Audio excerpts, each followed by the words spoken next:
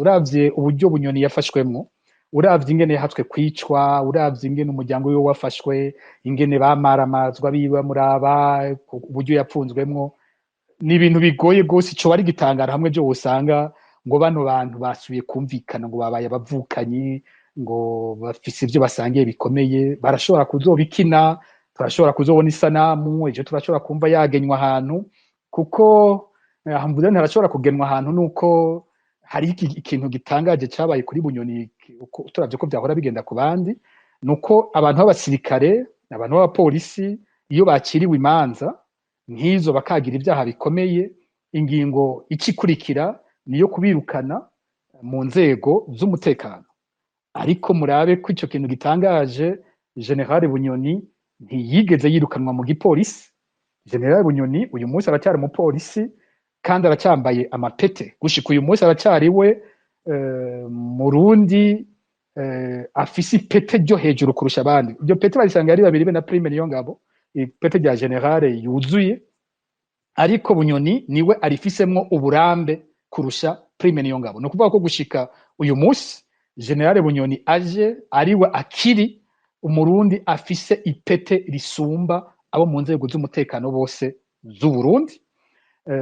Hakacabaho ikibazo rero kica kiza ubwo nyene, ba bantu bose bakoreshejwe mu vyo yabonye mu rubanza. Muribuka ko yagiriza cyane nka General Emmanuel Ndayiziga, uyu munsi n'icegera c'umukuru w'igipolisi, niwe yagiriza avuga ibinyoma byose byubatswe kuri we, ko ari we yabikoze. Si we wenyene, hariho abandi babikoranye, hari abagiriye n'ababiwe. Mbega abo bose bagiye kubana gute na General Bunyoni?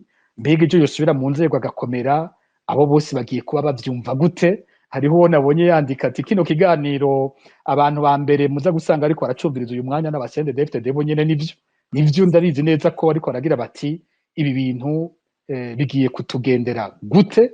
Azobandanya nimba koko yari mu mugambi wo gukura Ndayishimiye, azobandanya canke azowihoza? Ndayishimiye nimba yarageze ku rugero kwipfuza kwapfa, azoyibandanya canke azobireka? Hari abandi bagize bati yobara amayeri y'ukumu Pacifique Nahazuye hari amakuru kandi avuga yuko imbere yuko arekugwa amazu yose, amatungo yose bari baranyaze General Bunyoni bayasubije umugore wiwe ya Sente, mbere arananka kusubira kwakira amazu kuko ngo yari yarononywe bayakoresheje nabi, gushika naho uwo bayashinze kuyakurikirana ubu ari mu mvuto bamufunze. Mbega uno munsi ko yasubijwe twiwe, uno munsi ko bavuga ko bamure kw'ivy'agateganyo, igure kugwa ivy'agateganyo, amategeko avuga iki? Mbega niyakira ko wumva ariko aravugwa bazosubira bamufunge? N'izo nyungu zihetse inyuma yo kumurekura za uruzi rwatonyoroka bazohava bisubira ko bamusubize mu munyororo? Abandi bo bafunganywe muri dosiye imwe bo ko batarasohoka. Mwaramutse abandi mwiriwe, kaze muri kino kiganiro mwateguriwe n'ishirahamwe Focode. Kuri mikro Gilbert Niyonkuru na Alice Hakizimana. Kuri uyu wa 29 Ntwarante twahisemwo kugaruka kwirekugwa ivy'agateganyo vyakorewe General Alain Guillaume Bunyoni hari ku wa 17 Ntwarante umwaka wa 2026, ni nyuma y'umwaka urenga yaramaze mu buroko. Imvu yatangajwe na sentare ariko isa nitanyuze benshi abatari bake, nuko arekuwe kugira ngo aje kwivuza. Koko ukuko ariko kuri? Niba atariko kuri, ukuri nukuhe?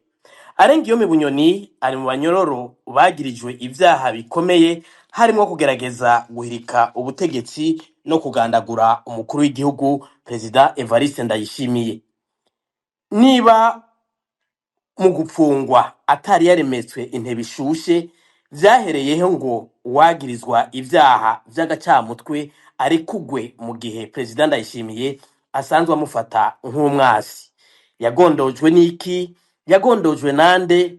Ku nyungu izihe? Haba kuri Evariste Ndayishimiye ku giti ciwe canke mu mugambwe CNDD FDD? Ngibi bimwe mu bibazo tugiye guca hirya no hino muri kino kiganiro. Umutumire dufise numwe Rudende Alice akaba agiye kumwakira anababwire indinganizo ya kino kiganiro. urakoze Gilbert nk'uko yaje kubivuga umutumire dufise ni umwe rudende n'umukuru w'ishirahamwe Focode Pacifique ndahazwe turabahaye ikaze muri kino kiganiro kandi turabaramukije Pacifique nazwe Naje ndabaramukije kandi ndaramukije abariko baratwumviriza bose. murakoze nk'uko twama tubigenza mu biganiro vya Focode rero iki cyo kimwe n'ibindi kiza kuba kigizwe n'ibice bitatu ni ukuvuga ngo mu isaha ya mbere tuza guha ijambo umutumire kugira ngo aze guca hirya no hino irekugwa rya Alain Guillaume Bunyoni atubwire amakuru yo mwibanga bifise ko mu gice cya kabiri niyo tuza guha akaryo abariko badukurikirana kugira ngo bashobore kubaza ibibazo canke bagire intererano batanze mu gice cya gatatu na ca nyuma tuza kugaruka ku mutumire kugira ngo atubwire icokogwa kugira ngo ubutungane bubashe na ntaryo kubahirizwa kuri bose.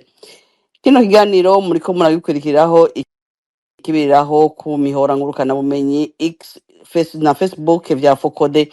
Mugenzi wacu Philibert Nisabwe akaba ari mu buhinga bw'ivyuma kugira ngo amajwi abashikire aho muri ku mpande zine z'isi.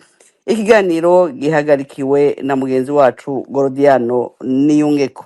Ngira tutatevye Gilbert turashaka kwinjira mu kiganiro nyezina. murakoze Alice arakoze umutumire yashitse ku murongo hakiri kare barakoze abo bose bariko baratwumviriza banashitse hakiri kare reka nk'uko bivuze tugire ko nk'umujyi w'igisahira Pacifique nazo nibutse nk'uko Alice Hakizimana mugenzi wanje aheje kubivuga ko murongoye Focode muri Focode mwaratabarije Alain Guillaume Bunyoni agifatwa icyo gihe haranugwanugwa ko hoba hari hanateguwe n'umugambi wo kumugandagura ararusimba ariko atabwa mu mvuta mwara mutabarije kandi igihe vyavugwa ko akizwe n'amagara munamusabira kuronka uburenganzira bwo kuja kwivuza icyo gihe akama mwateye gasa nakumviswe kuko umugwi CNIDH waragiye kumuraba arakugwa mwibohera Igitega arajana mu bitaro ariko Pacifique ndahazwe nubwo mwakoze ivyo byose muri mu bafati ya mbere mu gushira habona ivyaha bikomeye mwifuza ko Alain Guillaume Bunyoni yokurikiranwako none kubu yatezuriwe agataha imuhira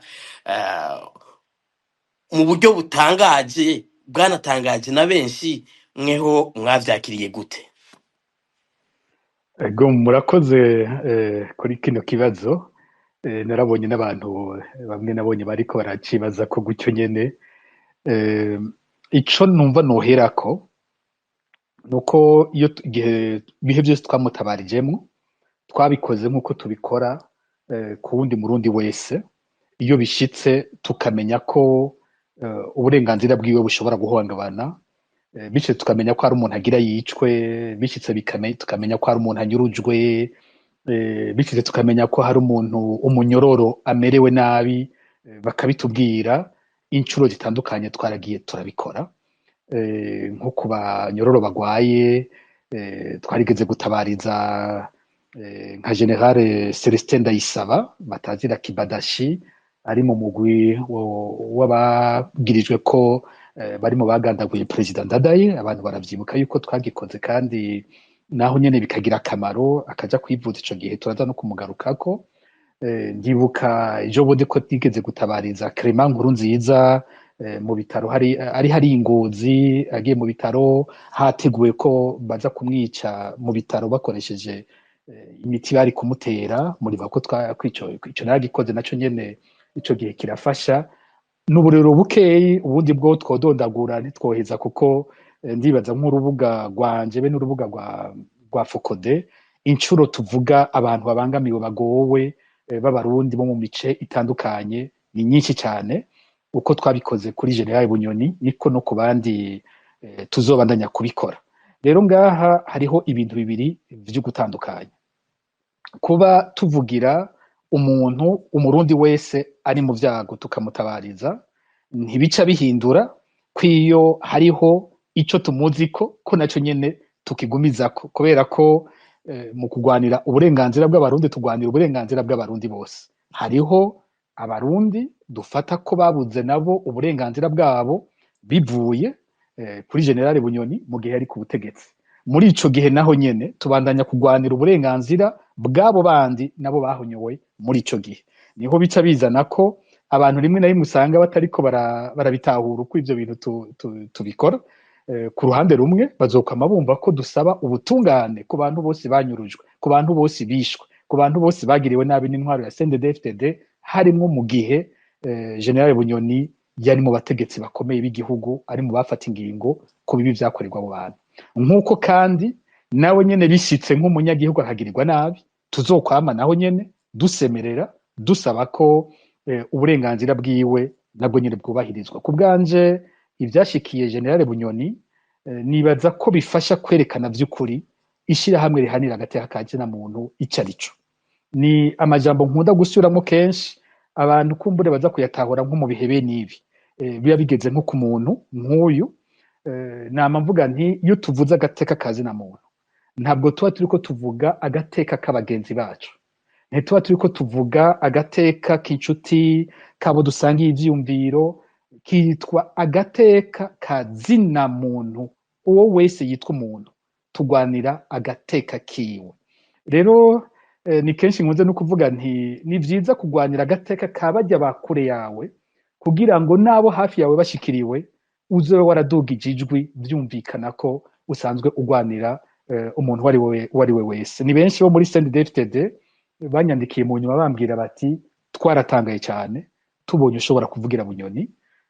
Benshi baragira bati turazi ivyo yashobora kugukorera, bamwe bati twarabaye mu migambi yari itegura kukwica wewe kandi tuzi ko yarayishigikiye. Rero twarumiwe kubona atangwara nimwe ufise yuko mugwanira nawe co kimwe n'abandi bose wagiye uragwanira. Nibaza ko no kuri we cyabaye ikigwa gikomeye, kumbure uko yatahura bagateka kazi na muntu bishoboka ko ahari uyu munsi ashobora kuba batahura kurusha uko vyari biri, aho kwibaza ko ivyo dukora byose ari uko twaga igihugu, ari ugucafuza igihugu. Nibaza ko ivyo aciyemwo byamubereye ikigwa, aho ashobora kugira ati ba bantu barafise akamaro. Rero nk'uko ubizanye reka tushake tuvyibutse, kuko nabonye abarundi bibagira n'ingoga, ibiba vyabaye bavyibagira n'ingoga cyane. Nk'uko bivuze mu kwezi kwa kane muri 2023 abegereye Bunyoni baratubwiye yuko ashobora kwicwa ico gihe. Nibutse ko imbere yuko tugera kuri iyo tariki yo kuvuga ko ashobora kwicwa hatanguye itariki 17 z'ukwezi kwa kane, aho abakozi b'iperereza n'abapolisi batari bake bashwara urugo rwa General Bunyoni, bagiye kumufata basanga sihari, baca bugariza umuryango wiwe.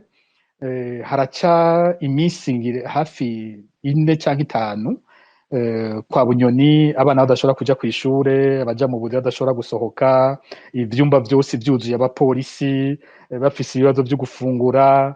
Naho nyene muribuka ko ico gihe twabatabarije n'uwo muryango, vyagiye gusohoka birasakara hose, ariko muri Fokode tubishize ahabona ivyo ariko birakorerwa uwo muryango bica biramenyekana.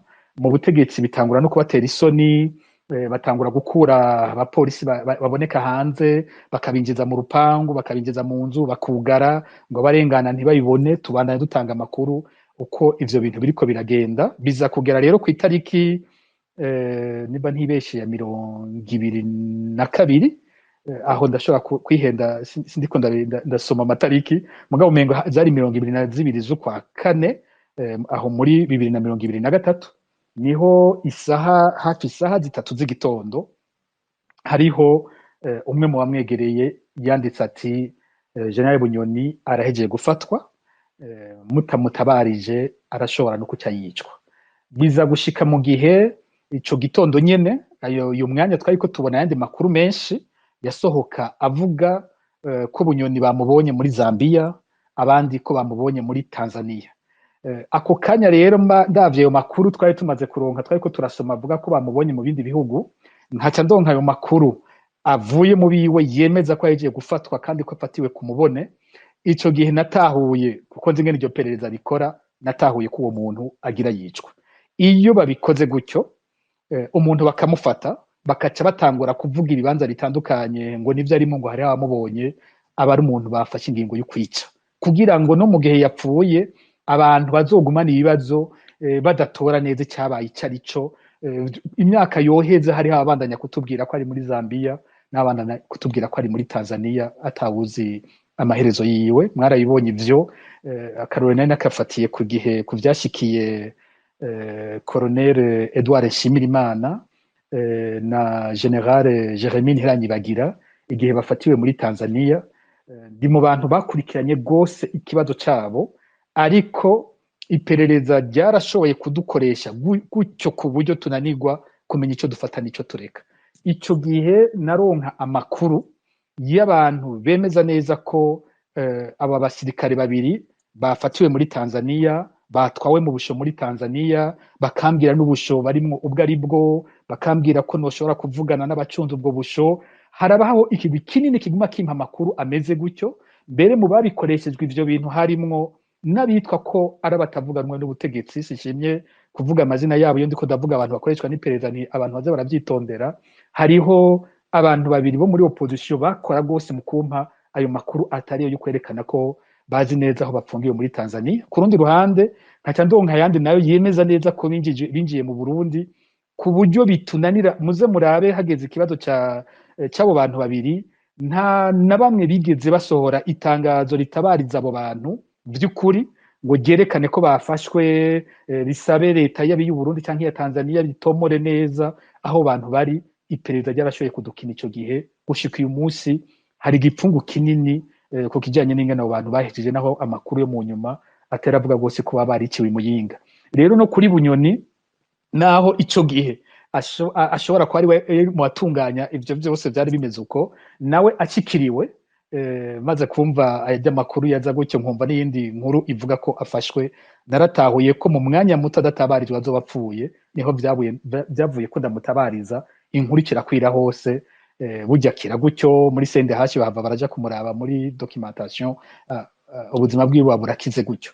Ikindi gihe wavuze naho byabaye mu kwezi kw'icumi guheze, nimba ntihenze, naho nyene muri 2025, naho nyene twararonse ubutumwa bwavuye mu bamwegereye muri kino gihe ko yarekuwe. Nibaza ko hariho bimwe ntatinya gutomora aho byaba byazananye, kuko ntaco bigihindura ubu ndibaza.